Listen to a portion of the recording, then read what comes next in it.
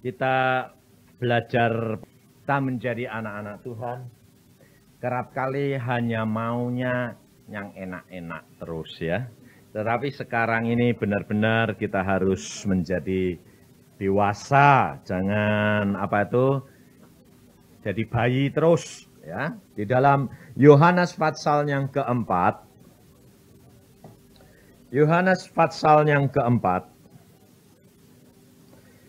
ayat yang ke-31, Yohanes pasal 4 ayat 31 sampai ayat 34. Firman Tuhan demikian, sementara itu murid-muridnya mengajak dia, katanya, Rabi, makanlah. Akan tetapi ia berkata kepada mereka, padaku ada makanan yang tidak kamu kenal. Maka murid-murid itu berkata seorang kepada yang lain, adakah orang yang telah membawa sesuatu kepadanya untuk dimakan? Kata Yesus kepada mereka, makananku ialah melakukan kehendak Dia yang mengutus aku dan menyelesaikan pekerjaannya. Dalam firman Tuhan ini, saudara, ada beberapa hal yang perlu kita perhatikan dan Tuhan memberikan pelajaran kepada kita sekalian bahwa Yesus sendiri pada waktu mau diberi makan oleh murid-muridnya, dia mengatakan, ada padaku makanan yang tidak kamu kenal. Kenapa Yesus mengajar kepada murid-muridnya perkara makanan? Yesus ini orangnya praktis, saudara. Dia tidak pernah mengajar yang muluk-muluk, yang kira-kira orang-orang tidak ngerti. Memang dia pernah mengungkapkan rahasia tentang hal perkara kerajaan surga, di mana orang Farisi tidak bisa mengerti. Tetapi satu anugerah Allah, dia selalu berbicara perkara-perkara yang setiap hari, dari hari ke hari. Jadi pada waktu murid-muridnya mengajak dia makan, dia berkata, ada padaku makanan yang tidak kamu tahu, yang tidak kamu kenal. Kenapa Yesus mengajak saudara murid-muridnya itu dan saudara dan saya perkara makan? Yesus berkata, makananku ialah melakukan kehendak Dia yang mengutus aku dan menyelesaikan pekerjaannya. Pada waktu kita masih kecil, tadi Engkong itu cerita tentang cucunya lahir. Dia mengatakan bahwa anak itu lahir, ya. Demikian anak itu lahir, bisa makan sendiri enggak? Hah? Ada enggak anak ajaib bisa makan sendiri? Hah? Enggak ada. Ini normal. Pada waktu saudara dan saya dilahirkan baru di dalam Yesus Kristus, saudara bisa makan sendiri enggak? Hah? Enggak bisa. Saudara membutuhkan orang lain yang membawa makanan, saudara hanya bisa berteriak, teriaknya itu sama. Apa? Nangis tok. Nah, saudara pada waktu bertobat kepada Yesus banyak masalah. Saudara kerap kali tanya kepada saya, Pak Yusak bagaimana sembayangnya ya? Kenapa sembahyang kok susah-susah? Nangis saja tuh jengking di bawah kaki Tuhan. Saya bilang, loh lah kamu kan bayi toh. Bayi itu belum bisa makan, belum bisa. Nangis saja bapakmu mesti ngerti kok. Loh, betul enggak? Ibu-ibu di sini kalau anak-anaknya nangis, ibu-ibu tahu enggak? Anak bayimu itu butuh apa, tahu enggak? Hah? Kok tahu dari mana? Loh, kok tahu dari mana? Hah? Tangisan dia, enggak ngomong toh. Kok ibu-ibu kok tahu? Oh, lapar. Oh, ngompol. Iya toh? Oh, kepanasan tahu toh? Kena peniti, sakit. Oh, kecoblos peniti. Ibu tahu, apalagi Allahmu. Ini adalah saudara. Engkau tidak perlu khawatir bahwa Allahmu itu tahu segala-galanya. Dari kecil engkau sudah dipeliharakan, engkau sudah diketahui, semuanya tahu apa yang akan terjadi. Seperti Handoko tadi. Tadi saudara yang dari Malang tadi Handoko. Dia mengatakan apa? Segala sesuatu ada waktunya. Memang. Allah tahu kapan engkau membutuhkan, kapan engkau tidak. Tapi kenapa kok ribut terus? Memang bayi itu macam-macam. Wadah yang perutnya itu tidak pernah kenyang. Rewel, ya toh? Agak lapar sedikit, wah, ributnya luar biasa. Tapi ada bayi yang diem terus. Ada toh? Lapar, enggak lapar, tidur terus, enggak pusing. Kalau enggak dibangunin, dikasih minum, ya enggak bangun. Ada enggak? Ada. Aneh enggak? Ini bayi-bayi rohani Tuhan tuh macam-macam. Nah, saya ini perawatnya ini kerap kali lucu ketemu. Ini bayi ini bawelnya luar biasa. Ngoceh terus ya toh, nangis terus. Baru bertobat soalnya sudah banyak terus. Masalahnya terus. Sampai perawatnya kadang-kadang ben biar nangis lah. Biar belum waktunya minum kok. Nah, ini saudara. Kita harus belajar firman Tuhan. Dari Yesus sendiri kita akan tahu bahwa bagaimana sifat dan perangai kita. Ini Yesus itu mengajar kepada kita supaya kita mengenal pribadi kita masing-masing. Sebab kalau kita tidak mengenal pribadi kita masing-masing dan kita tidak mengenal akan Allah kita yang luar biasa dan tidak pernah terlambat. Saudara sebagai ibu bisa terlambat ngasih makan, betul tidak? Tapi Allah kita tidak pernah terlambat. Dan dia tidak pernah tergesa-gesa. Tapi saudara mintanya apa? Disediain segala gitu loh. Ya loh, butuh ini, butuh ini. Itu. Kalau bayi itu terlalu dikasih makan terus, jadinya bagaimana? Bunder. Terus nanti kalau makanannya telat, perutnya kembung. Betul enggak? Sudah biasa makan terus tidak pernah berhenti, perut ini ada isinya penuh. Telat sedikit kembung perutnya. Saudara tahu. Ini loh saudara.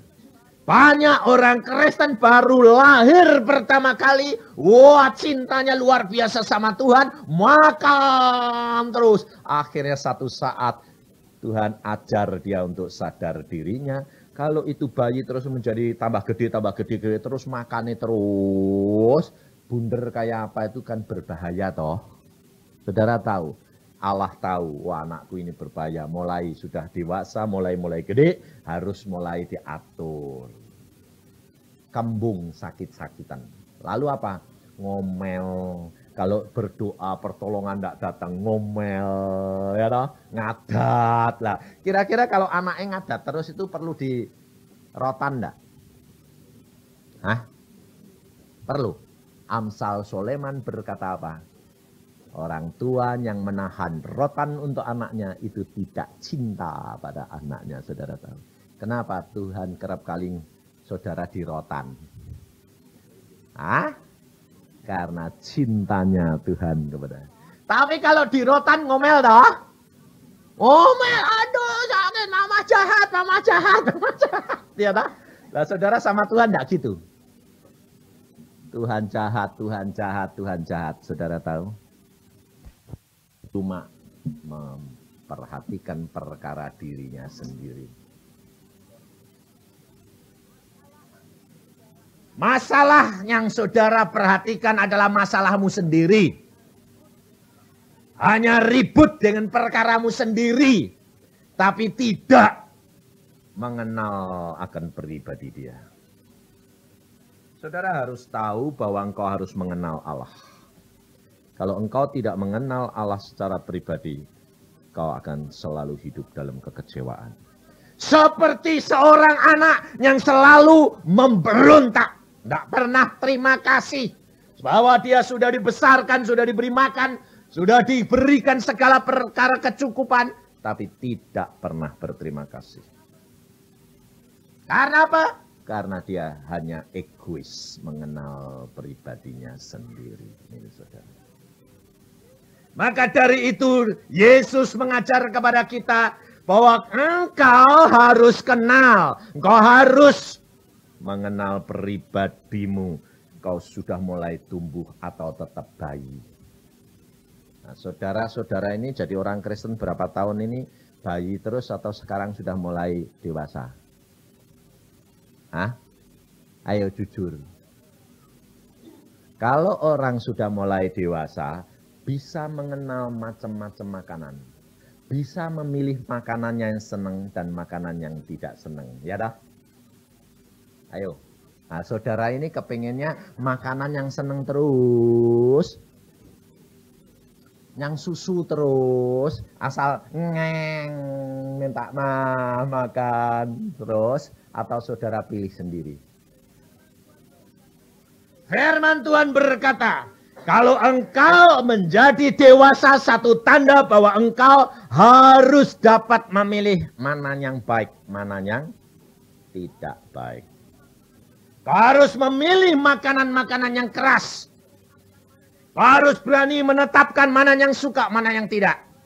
Tetapi anak yang sudah mulai besar, mereka senangnya apa? Yang dia suka itu makan sebanyak-banyaknya, yang tidak suka tidak mau. Kira-kira kalau anak saudara makan tart terus setiap hari makan tart, tidak makan nasi, tidak makan sayur, jadi apa nanti dia? Kencing manis, tahu enggak? Ya dah. Kalau sudah kencing manis, penyakitan. Salah siapa? Salah anaknya dah. Saudara tahu.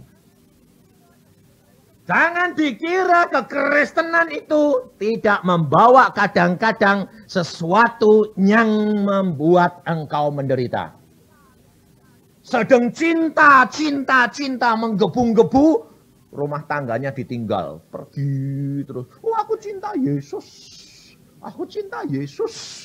Pergi terus, suaminya pulang, tidak ada makanan. Anaknya pulang sekolah, tidak ada makanan. Ibu-ibu, pergi mana? Wah, cinta Yesus. Itu makan manis terus. Akhirnya kencing manis, tahu enggak? Luka enggak sembuh-sembuh. Orang kencing manis itu lukanya enggak sembuh-sembuh, betul tak? Saudara tahu. Kita harus tahu. Harus kadang-kadang kita harus tahu makanan yang enak, makanan yang tidak enak. Pada waktunya harus dibutuhkan. Kita harus menyadari diri kita. Sampai di mana aku sekarang. Dan selalu belajar kontak dengan pimpinan Roh Al-Kudus. Ini yang kerap kali orang itu tidak selalu memperhatikan. Yang diperhatikan perkaranya saja, masalahnya saja. Tidak bakal keluar sampai kiamat. Tapi kalau engkau berani meletakkan semua di bawah kaki Yesus, Yesus menyelesaikan. Pasti. Karena dia itu berbicara. Saya kerap kali terus terang, kadang-kadang ya jengkel jadi perawat. Tanya terus, orang tanya firman terus. Lah kalau saya itu tidak dikasih firman itu yang saya omong kenapa? Coba. Tapi Pak Yusak kan hamba Tuhan, nabi Tuhan. Yang ngangkat nabi siapa? Saya bilang. Aku ya tidak pernah ngangkat-ngangkat diriku nabi, saya bilang. Tapi orang ini ngotot. Belajar sendiri. Jadi anak dewasa. Dengar-dengaran. Yesus berkata, domba-dombaku mengenal suaraku. Tapi engkau tidak mengenal suara Yesus. Bagaimana? Kalau engkau mau membaca firman-Nya pada saat engkau kesulitan, kesukaran. Firman yang tertulis ini akan muncul menjadi hidup. Dan berbicara. Inilah saudara. Makanya saya kemarin dulu katakan, Orang di Irian Barat, orang di Jambi, itu entrokal. Saya belum pernah ketemu orangnya. Di Jambi dokter, ya bilang, saya mau ketemu Pak Yusak yang nerima anak saya. Halo, ini bukan Pak Yusak ya? Langsung dia tahu kalau itu anak saya. Ini bukan Pak Yusak ya? Pak Yusak ada enggak? Oh ada. Ini apa? Anaknya. Oh ya. Langsung saya bilang, halo, lah ini Pak Yusak. Padahal belum pernah ketemu. Karena apa? Dia dengar sekaset. Setiap kali terkaset, jadi dia bilang, saya kenal, ini Pak Yusak. Saya tidak bisa ditipu kok Pak. Suaranya kenal. Saudara belum ketemu Yesus, tapi kalau firman-Nya ini kau baca terus, pada saat-saat tertentu, firman yang hidup ini muncul, kau akan dengar. Suara Yesus, saudara tahu. Dan kamu akan kenal dia. Maka dari itu saudara kita harus sadar. Jangan jadi bayi terus. Yang kebutuhan kita tidak pernah memperhatikan. Anak yang mulai tumbuh harus sudah mulai memperhatikan perkataan-perkataan orang tuanya. Dan saudara perhatikan, Yesus berkata, makananku adalah melakukan kehendak Dia. Kenapa? Sesuatu makanan yang dimakan itu berpengaruh enggak untuk tubuh kita? Hah? Berpengaruh. Meresap, diserap di dalam perut, kemudian disebarkan ke seluruh tubuh. Dan apa yang saudara makan menjadi satu kenyataan, kelihatan. Engkau sehat atau tidak tergantung juga daripada yang kamu makan. Ini secara manusiawi. Yesus berkata, manusia tidak hidup dari roti saja. Bukan cuma manusia bukan hidup dari roti. Tetapi dari firman Tuhan. Tidak.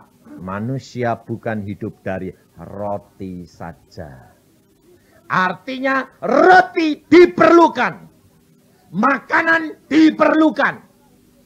Hidup kekristenan adalah hidup rohani dan jasmani. Firman Allah menjadi satu kenyataan. Tidak hidup secara jasmani tok, tidak hidup rohani tok, tetapi firman yang menjelma menjadi daging. Melakukan kehendak Allah harus sama dengan makanan yang kita makan. Kita masukkan, kemudian meresap dalam tubuh rohani dan jasmani kita. Dan menjadi satu figur yang nyata. Bahwa hidup di dalam Kristus adalah satu kenyataan. Ada sukacita, ada damai, sejahtera, ada kedewasaan, ada melakukan firman daripada Allah. Kalau dulunya cerewet, sekarang cerewetnya hilang. Kayak satu ibu yang bersaksi di Husada, dia bilang, saya dulu cerewetnya luar biasa. Mulut ini tidak bisa berhenti. Peminum. Barusan ketemu saya, dia bilang, Pak Yusak, sekarang saya itu minumnya cuma 2 botol bir. Cuma. Loh, dulunya berapa? Wah, 10 masuk. Ibu loh. Mulut ini tidak bisa berhenti. Misuh, kotor. Sekarang sudah kalau lupa. Loncer. Kontrolnya lepas, keluar lagi. Stop lagi. Sudah, saya bilang, sudah lumayan, tapi belum sempurna. Harus lepas. Ikatan demi ikatan. Ini loh saudara. Nyata, ada makanan yang dimakan firman itu masuk dan meresap dan ada akibat. Saudara minum obat, ada akibatnya. Sakit kepala jadi hilang. Betul lah? Ini loh saudara. Maka Yesus berkata kepada kita, maka melakukan kehendak Allah sama dengan apa yang kita makan. Kita harus tumbuh menjadi dewasa.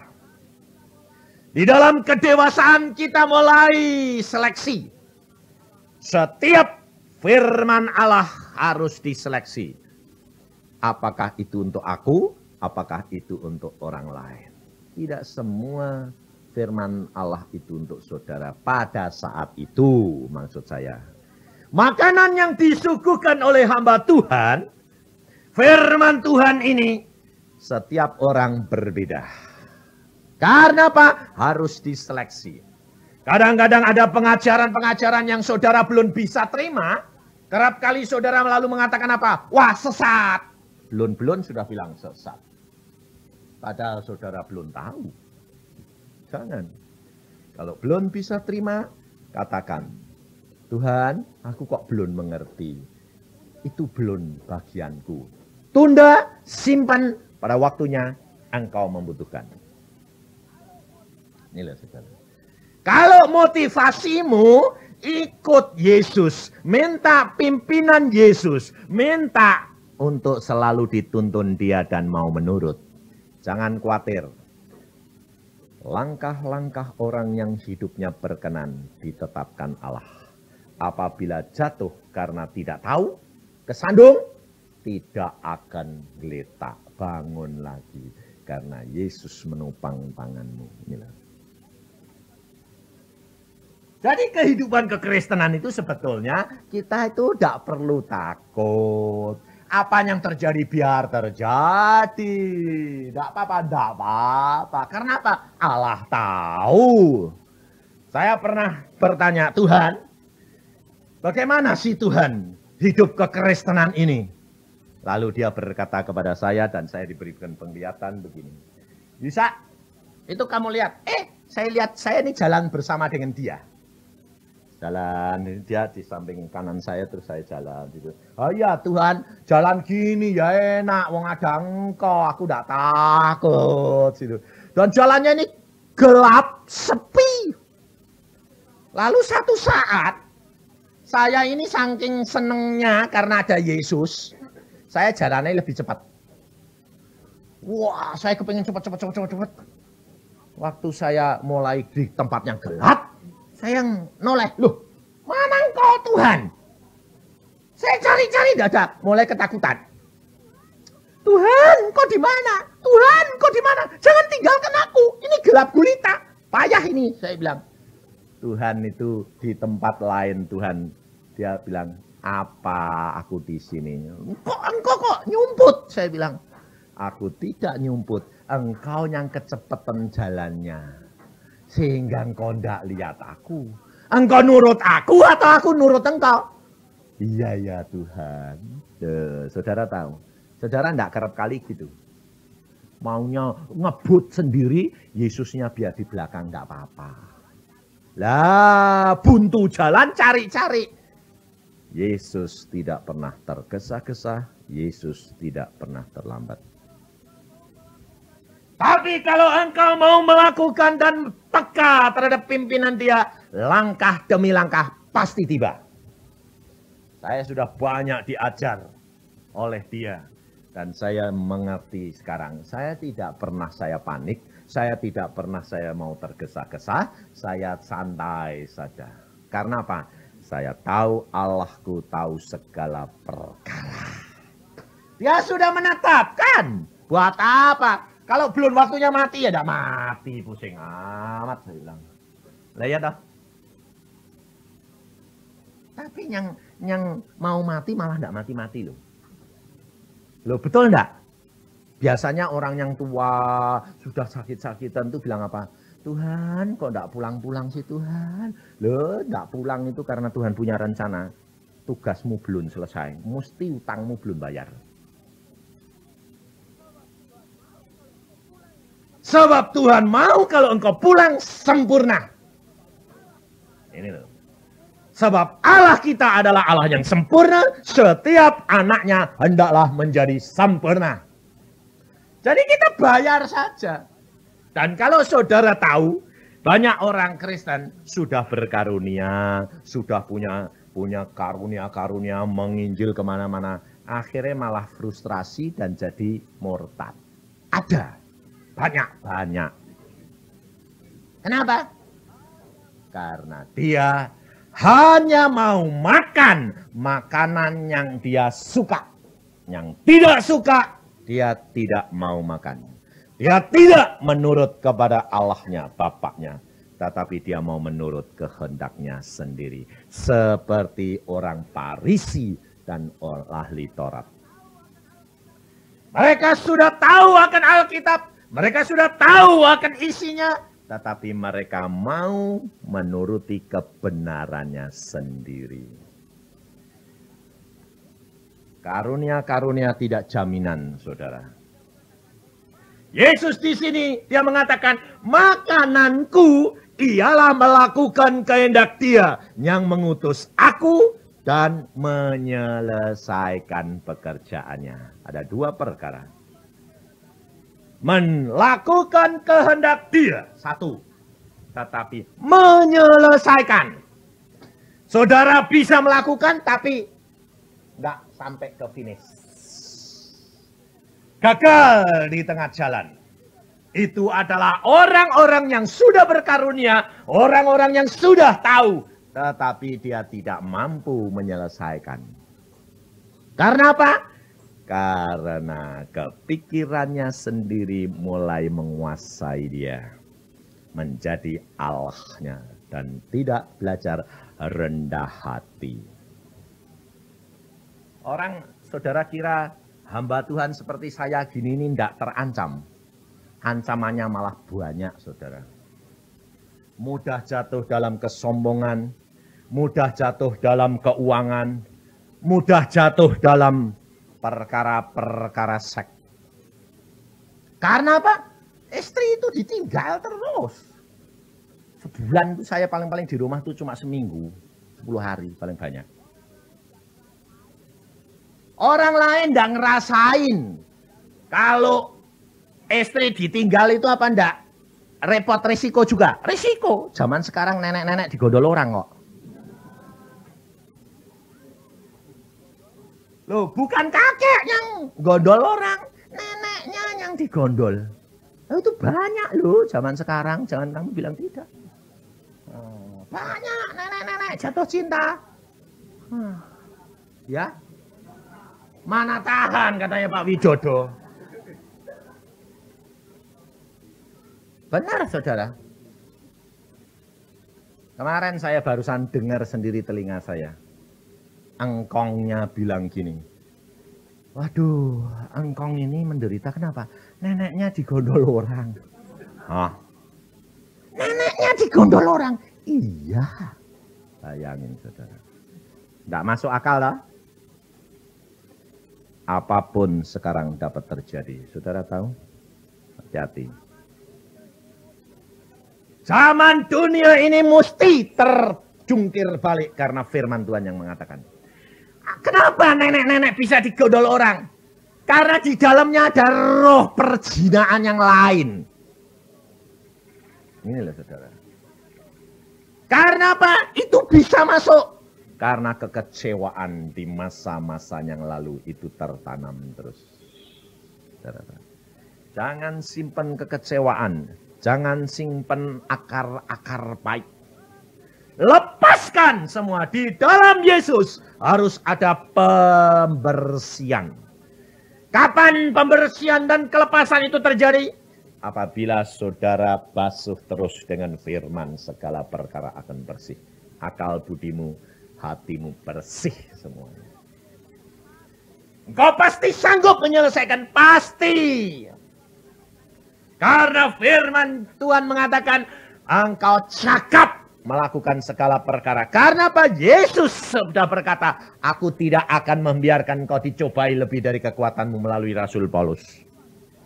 Pada waktunya engkau diberikan jalan keluar. Ya, kapan jalan keluar itu ada? Apabila engkau duduk diam di bawah kaki Yesus. Selalu belajar peka terhadap suara Roh Kudus.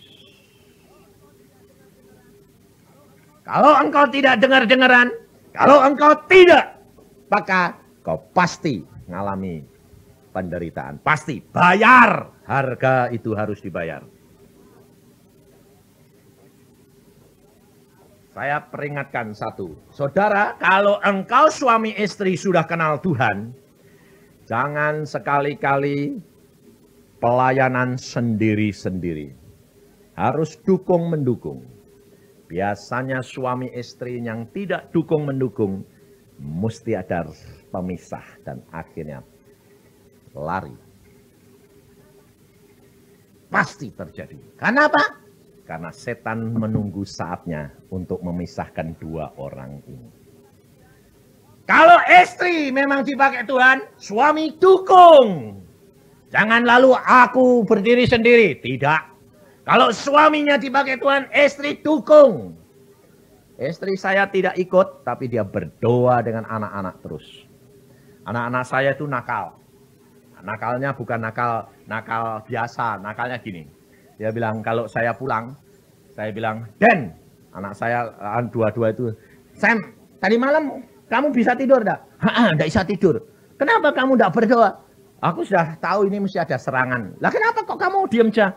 Lah ada jagernya kok. Jadi kalau saya di rumah itu bilang, itu bagiannya papa. Kalau di dalam keluarga itu ada kerjasama yang bagus, indah, luar biasa. Saling kontrol, saling mendukung, saling menjaga, saling mengingatkan. Inilah. Dan kita kerap kali kalau sudah mulai pinter, jangan sok sombong rohani. Saya kerap kali ditegur anak saya. Sebab anak-anak dan istri saya itu peka. Kalau makan saja omongan saya sudah nyeleweng sedikit. Anak saya bilang, Papa enggak beres ini. Saudara tahu? Saya dibelajar Tuhan untuk rendah hati bagaimana? Minta maaf kepada anak. Minta maaf sama orang lain gampang. Minta maaf sama orang yang lebih tinggi gampang. Ya dah? Tapi kalau minta maaf sama istri susah. Itu sudah mulai susah. Istri minta maaf sama suami lebih lumayan, agak gampang. Karena kalah, ya toh? Tapi kalau suruh minta maaf sama anak, coba. Ayo kowe, coba. Saya marahi anak saya, Tuhan ngomong sama saya. Yusa, engkau minta maaf anakmu. Loh, aku minta maaf anakku Tuhan. Ya. Karena engkau yang salah. Karena kamu gengsi.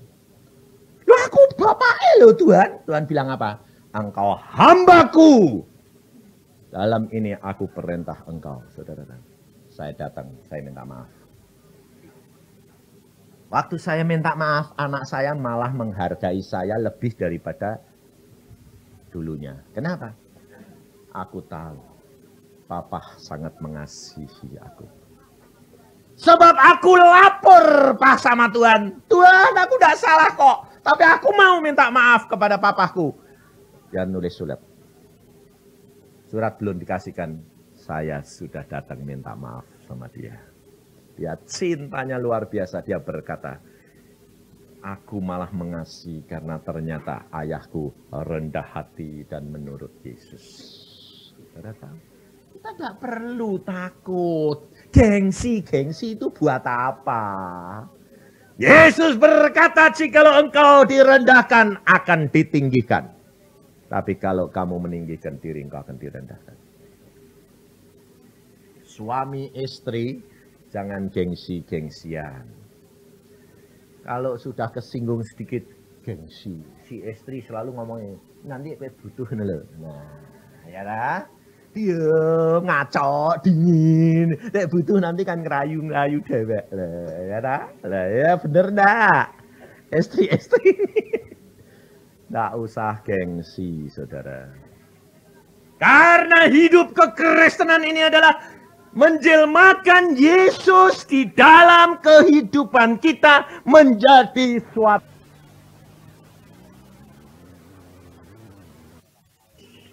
Yesus, dia adalah Allah yang maha kuasa. Pada waktu di pinggir perigi, dia berkata kepada perempuan yang suka kawin cerai itu. Aku minta minum. Saudara tahu? Apakah Yesus tidak berkuasa? sebentar lagi muridnya datang bawa makanan dan minuman? Kenapa dia khusus datang kepada perempuan itu berkata, aku minta minum. Rendah hati. Cara rendah hati inilah yang memenangkan banyak jiwa. Setia untuk direndahkan. Kalau engkau mau jadi berkat di dalam keluargamu, kau harus melayani. Yesus berkata, layani. Setiap pribadi kalau di tempat ini mau melayani, saya yakin suaminya akan tanya, mengapa engkau sekarang kok rendah hati, melayani, lemah lembut?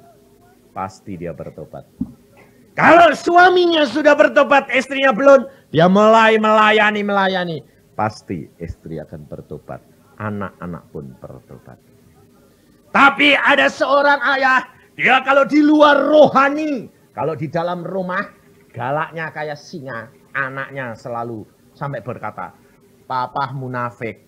Di luar ketawa-ketawa baik, di rumah memerintah orang banyak.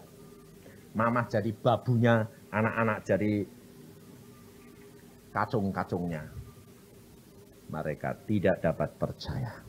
Bahkan menutup pintu surga, saudara tahu. Mengapa? Karena ayah ini dia tahu firman. Dia dapat berpakaian putih di luar. Tapi di dalam rumah tangganya, dia pakai pakaian kerajaan. Memerintah. Munafik. Maka dari itu, engkau jangan menilai orang. Belum tentu di luar baik. Rumah tangganya baik, belum tentu. Tapi yang penting adalah pribadimu harus. Firman ini dijelmakan di dalam diri kita. Menjadi suatu kenyataan. Bahwa Kristus hidup di dalam kita. Saudara tidak perlu takut. Anakmu tidak perlu takut. Akan dididik, dipimpin, dipeliharakan oleh Allahmu. Pasti. Saya mengirim anak saya perempuan di negeri Belanda. Tidak pernah saya takut. Padahal di negeri Belanda free sex. Orang tinggal di flat itu saudara tahu. Mau tidur, mau apa. Tidak ada orang ganggu. Saya berkata pada Tuhan, Tuhan, anak perempuan belum pernah pisah sama orang tuanya. Sudah kau kirim ke negeri Belanda sendirian begini. Tuhan mengatakan, aku bapaknya dan yang mengawal dia. Tidak ada ketakutan. Saya berkata, amin. Dan pada waktu saya berpisah, saya katakan, jangan takut. Engkau beserta dengan Yesus Allahmu. Berpisah tidak ada air mata. Bukan karena tidak cinta, tapi karena percaya. Yesus lebih dari segala-galanya. Inilah saudara. Dan sekarang dia mengatakan bagaimana? Aku tidak takut, aku cuma sembahyang Tuhan. Lalu hadirat Allah hadir. Saudara tahu. Dia sampai, teman-temannya sampai menjadi kesaksian. Aku heran lihat kamu ini. Nah, semua orang kok seneng sama kamu. Aneh. Karena di mana ada Allah. Hidup di dalam dia. Semua orang datang kepada dia. Yesus tidak pernah cari pelayanan. Saudara tahu enggak? Ya dah. Yesus pernah cari pelayanan? Aku datang yuk, ayo, kumpul. Enggak ada. Di mana ada Yesus? Di situ orang mencari dia. Betul enggak? Kenapa? Karena mencari penyelesaian. Ini saudara.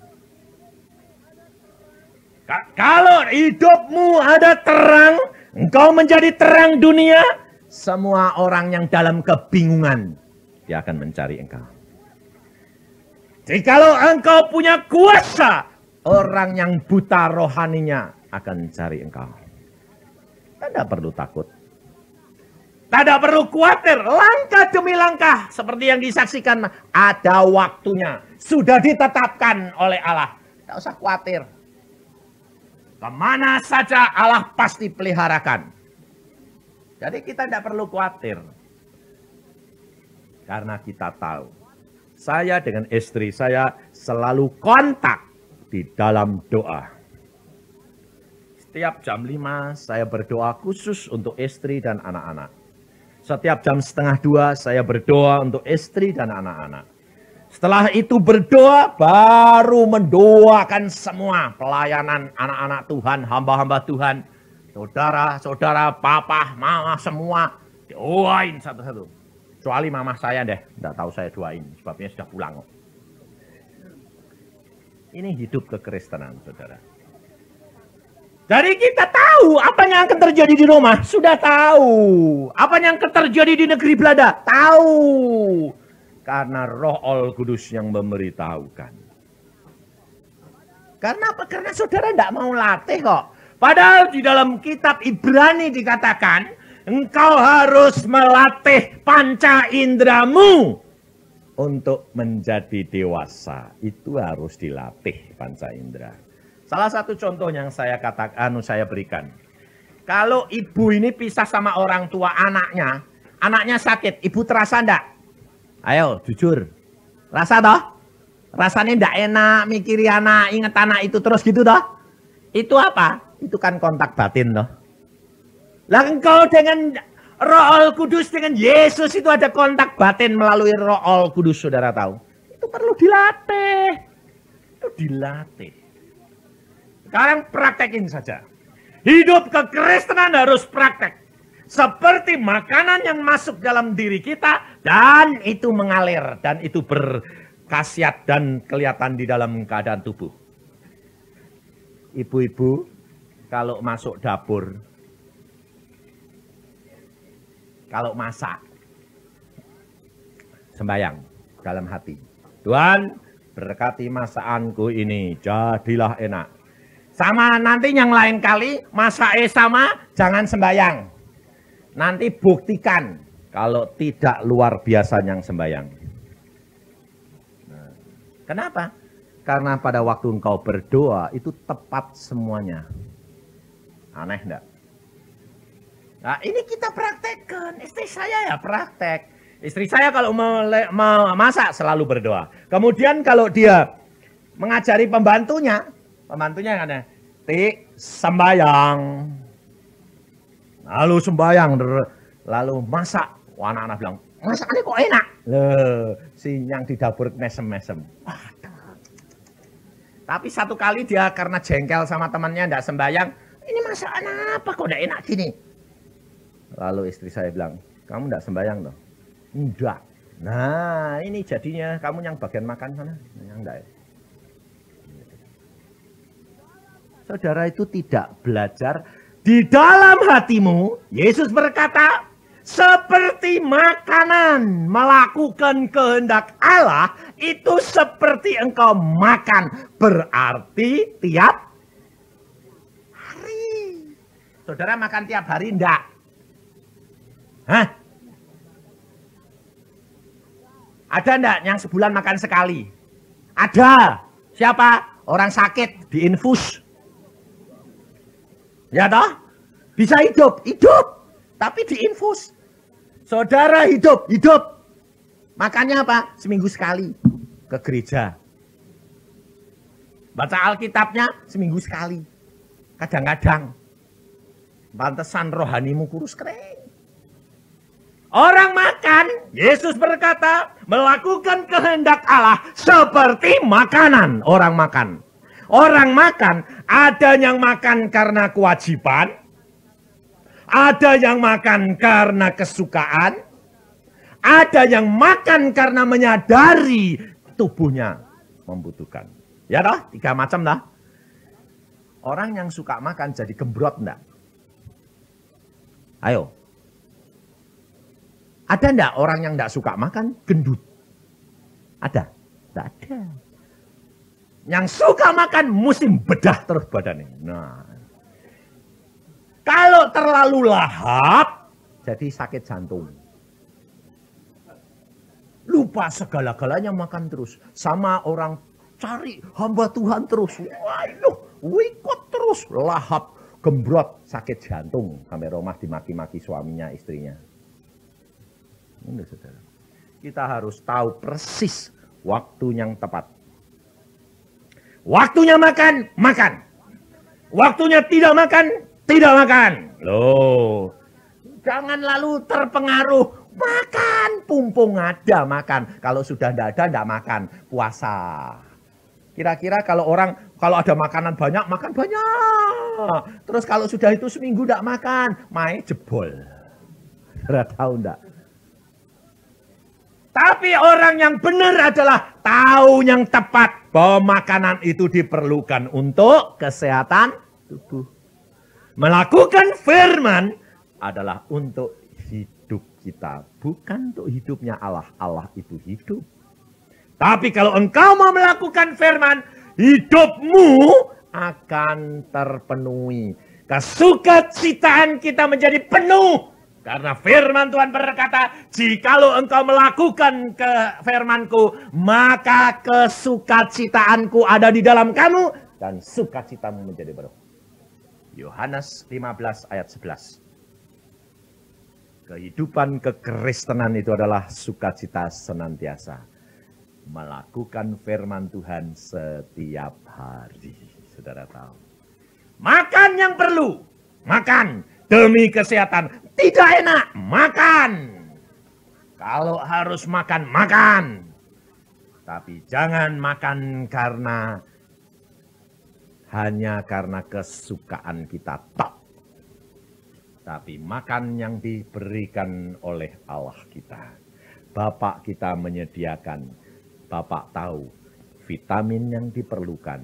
Bapak tahu makanan yang diperlukan untuk hidup rohani kita dan jasmani kita. Kekristenan harus dialami secara nyata. Praktekkan setiap saat. Anakmu pergi sekolah, ajar dia. Nak, berdoa. Anak-anak saya kalau mau pergi sekolah semua saudara, kumpul. Mereka sudah siap semua, kumpul. Mah, datang mamai di dapur pun di mana. Ayo mah cepat. Datang, sembahyang dulu. Mah, kita mau berangkat. Dalam nama Tuhan Yesus, berdoa. Siapa yang berdoa? Gantian. Berdoa. Selamat, selamat. Oh, udah jangan dipikirin. Pasti selamat, selamat. Nanti, lu kok gak pulang-pulang ya? Loh, sudah sembahyang kok masih. Lu kok gak pulang-pulang ya? Itu khawatir. Itu namanya gak percaya. Apapun terjadi, selamat. Pasti, pasti.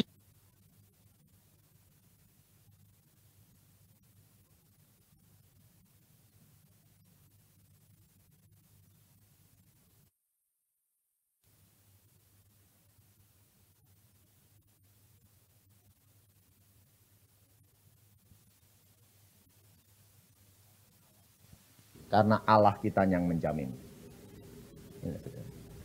Anak saya itu udah suka berkelahi, tapi ya punya klik gitu loh, punya klik. Lalu kliknya ini mau berkelahi. Lah dia bingung. Aku kalau udah masuk, wong aku masuk kliknya, gengnya itu. Tapi kalau masuk, aku anak hamba Tuhan berkelahi. Bingung toh. Lalu dia sama kakaknya gini pulang. Kakak ini mau janjian nanti kelahi di situ tuh piye? Lah aku ikut dak? Lah aku tidak ikut, wong aku genge. Ikut, aku anak hamba Tuhan. Lah terus, ayo sembahyang. Lah sembahyangnya piye? Tuhan bubarin. Tuhan bubarin. Tuhan kirim polisi, kirim tentara supaya bubar. Lalu sampai di sana, wah sudah mulai siap-siap. Intel datang. Ngapain di sini semua? Bubar, bubar, bubar. Puji Tuhan, tak jadi. Akhirnya tidak pernah berkelahi. Dan setiap kumpul sekarang dia berkata apa? Berdoa. Asal dia datang, wah Pak Pendeta datang, sembahyang, sembahyang. Mau pigi-pigi sembahyang, saudara tahu. Dimanapun, jangan dibatasi. Kowe jangan ikut sana, ikut sini. Tidak punya teman. Biarkan. Hidup kekristenan melakukan firman Tuhan setiap hari seperti kita makan. Praktek saja, praktek saja. Kalau hatimu tulus, Allah akan peliharakan. Di mana saja engkau dipeliharakan. Dan orang lain melihat bagaimana Yesus memelihara anak-anaknya. Orang akan tahu bahwa di dalam diri setiap orang berbeda, tidak sama. Tetapi kelihatan Yesus hidup. Amin. Mari kita berdoa.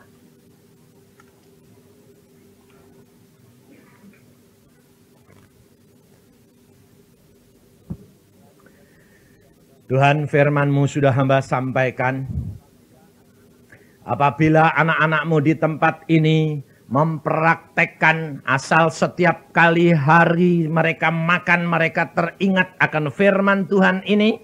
Setiap kali mereka makan, menyediakan makanan, mereka teringat bahwa kami harus melakukan kehendak Allah seperti kami makan.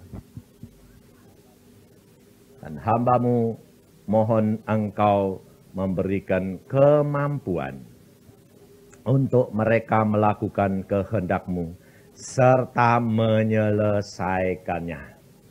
Supaya tiap-tiap anak-Mu di tempat ini dapat menjadi pelaku firman, menyelesaikan sampai akhir, dan nama-Mu dimuliakan, dan banyak-banyak jiwa diselamatkan karena anugerah dan kemurahan-Mu. Terima kasih Bapak. Dan mereka apabila mereka praktek, hamba mohon Engkau nyatakan di dalam kehidupan mereka. Supaya tiap-tiap pribadi di sini melihat Yesus hidup. Dan mereka tidak khawatir apapun boleh terjadi. Allahku sanggup melakukan segala perkara. Terima kasih Bapak. Hamba kembalikan anak-anak-Mu dalam tangan-Mu Tuhan Roh Kudus. Di dalam bimbingan, di dalam pimpinan, di dalam asuhan-Mu, hamba percaya mereka akan menjadi sempurna. Tetapi kalau bandel, perlu Tuhan Engkau ajar juga supaya mereka bertobat dan percaya. Dalam nama Tuhan Yesus kami mengucap syukur. Amin.